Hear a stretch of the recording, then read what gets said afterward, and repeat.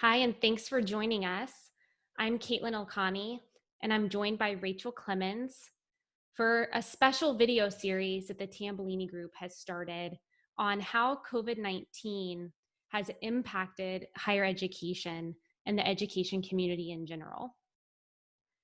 Rae and I are from the Tambellini Group, which is an analyst firm focused on the needs of higher education. We analyze how higher education market trends are changing.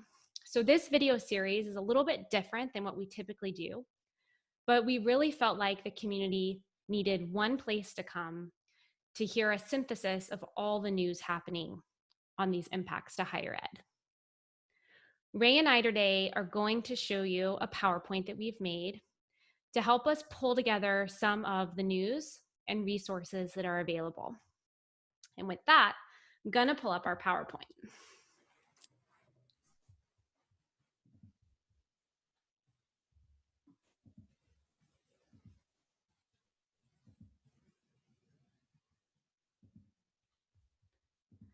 So you should be able to see it now. I'm going to make it full screen. There you go. So today is March 13th. This is the end of the week starting March 9th. And a lot of things have changed. About 230 institutions have made some significant announcements, including that they're extending spring break, potentially through at least the beginning of April. Classes have been shifted online, and dorms have been closed. And Rae, I know you also had some other things you wanted to add. Yeah, and I think this has been a really big change this week. About this time last week, institutions were still kind of talking about being in the throes of continuity planning, and a lot of these announcements have come this week in particular. And now we're already starting to see, I think, the shift to kind of the next stage. So we had, last week and a couple of weeks ago was the continuity planning. This week have been major announcements about shifting online. And now the conversations are starting to go into very specific details. Now that we've made the decision to shift online, how do we think about proctoring exams? Right. What about lab classes? So, how are you handling engineering labs or chemistry labs or those types of things? What about music and art classes? How am I going to do my painting online? Things like that. Right. So really big changes that came about so quickly. Yeah, and it's really evolving very fast too, I think. Yeah, and that's why I think we've been talking about doing this video maybe multiple times a week to update the community on what's happening. We see this hopefully as a resource to higher ed, whether you're a student, faculty, or staff, or if you're a vendor serving the higher ed community, we'd like to be able to provide you information that you need. So if after watching this, you have any comments for us, please let us know. Yeah, I think we're getting, I think that's a good point on the vendor side of the community. I've already been asked a few times from folks serving the industry, how can we help? What can we do? What should we be thinking about? What should we be asking about? So I think everybody who is involved in this ecosystem of higher education and even more broadly education is deeply impacted by what's happening with COVID-19. Yeah, and absolutely. And that's a great segue into some of our next slides where we're going to go into the impacts specifically to students, faculty, and staff in particular. So this slide is looking at impacts to students, and we grabbed some tweets where students have been talking about how their lives have changed very quickly. And one student here is talking about how Harvard only gave her 72 hours to leave campus. She's the sole provider for her family, and she's essentially left homeless. This is not an uncommon story that I've been seeing. We've been seeing foreign students talking about the fact that they have nowhere to go in this country. They don't have the money to buy a plane ticket home. And we've also been seeing some interesting stories around some frustration with higher ed being able to make these changes so quickly when sometimes higher education has been refusing to make accommodations for disabled students to learn online. So Rae, I know you had some thoughts on that. Yeah, Very quickly, this conversation has shifted to the disruption to students and displacing students and what that really means. And I think there are some people who have been doing for a long time, been doing some super thoughtful work in this area.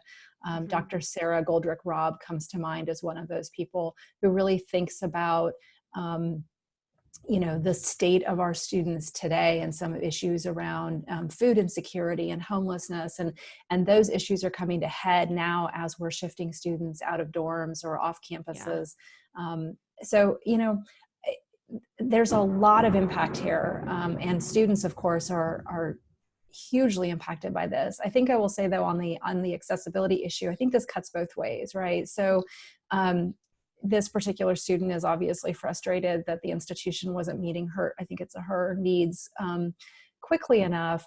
But I think there's also a huge risk now that we are shifting so quickly to an online format, that there will be accessibility issues for other students, whether that means that course lectures aren't captioned properly, or students maybe can't have access at all to certain materials because either because of internet bandwidth issues or because of accessibility issues. So I think there's a lot to think about here that institutions are trying to grapple with. And of course, they're trying to grapple with these things, all at once, Yeah. immediately, yesterday and today, and at 9 o'clock at night. It's not like they have many months or years to plan for this. So it's a big deal.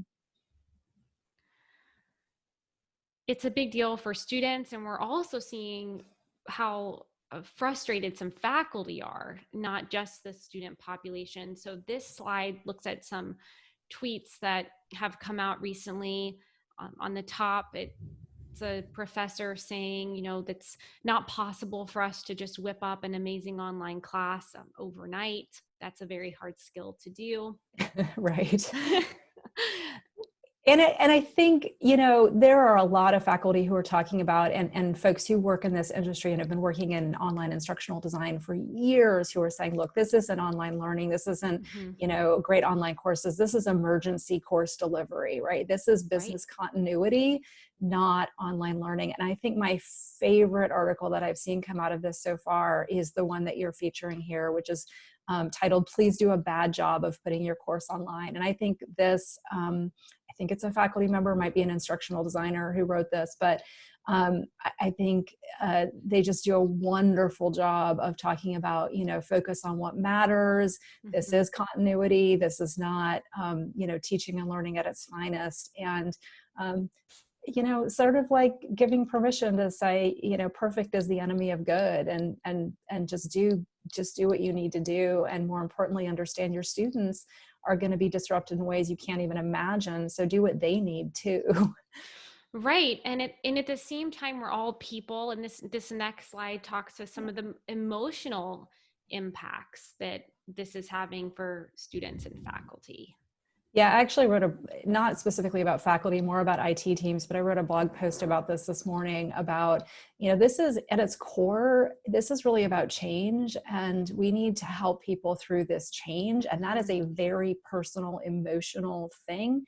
And we need to be mindful of that, tending to the kind of the human side of it, the emotional side of it, and letting folks know that it's okay, whatever you're thinking, feeling, the concerns that you have, the worries you have, like, that's all good. We're all human. We'll get through this together. So I think that's important. Yeah. Well, and people, I've also been reading a lot coming out now that this is a time of immense stress for so many of us. There's so much uncertainty, and there needs to definitely be compassion for the fact that people may be working a little less optimally right now, just generally because of the levels of unknown happening around us. Sure. I mean, this faculty or student talks about, everybody's doing the best they can, but think about it. If schools are closed, your students with children might be trying to juggle, children and Yeah. schoolwork. Your faculty with children are trying to juggle their children who are now suddenly home, Hmm. while they're giving a course lecture or whatever. There's just going to be disruption all the way around. And I think we all just have to sort of recognize that and do the best that we can given the circumstances.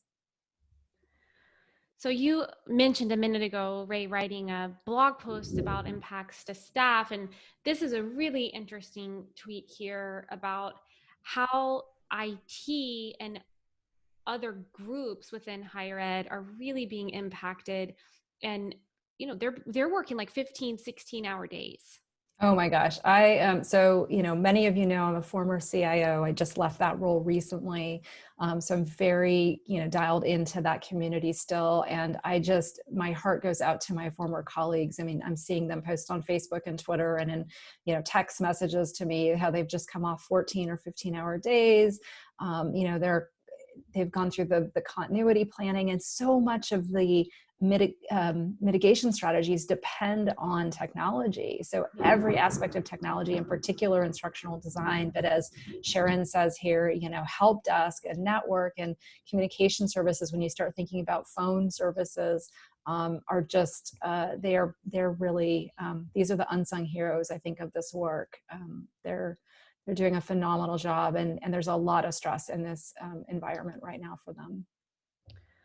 Yeah, the impacts that are really behind the scenes in some cases, right? I saw another tweet unrelated to higher ed about how this huge group of people moving to work from home is really stressing, like, just your basic internet systems, right? Like making Right. sure that there's the bandwidth available for everyone to work from home, when before only about 5% of the population was doing that. I live in a community that has literally one ISP that only has a certain amount of traffic coming Yeah. into the community. And so if my entire neighborhood works from home, I have no idea what's going to happen Yeah. to that. That shift has happened at the corporate level, but it hasn't yet happened in higher ed. There are a few conversations about, work from home if you can. There are Mhm. other institutions who are saying, no, you need to come in and be here.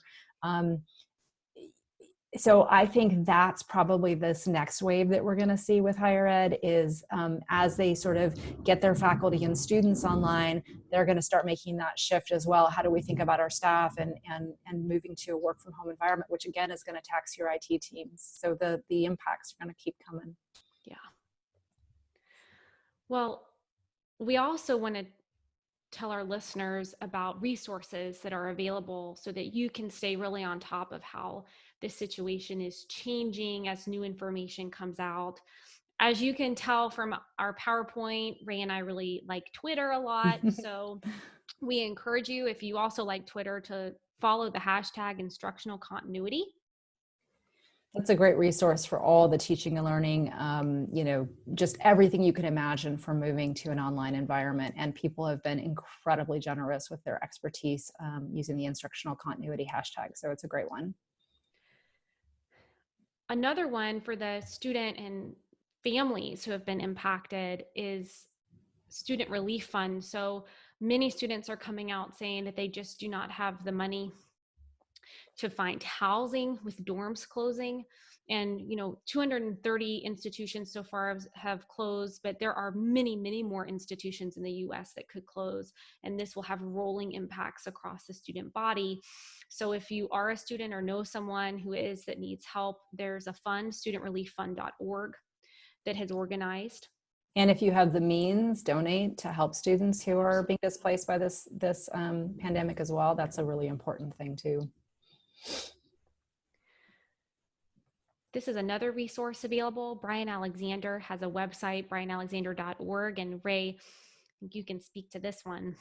Sure. Brian, I've got to give a shout out for Brian. He's a futurist in higher education. He really started a while ago, starting to look at the implications of coronavirus for higher education. So he's got a great set of resources. He started a shared spreadsheet of all the institutional closings or announcements. So it's not necessarily closing. Some are doing extended spring breaks and then wait and see. Some are extended spring breaks and then move online. Some, like Berea, are closing outright.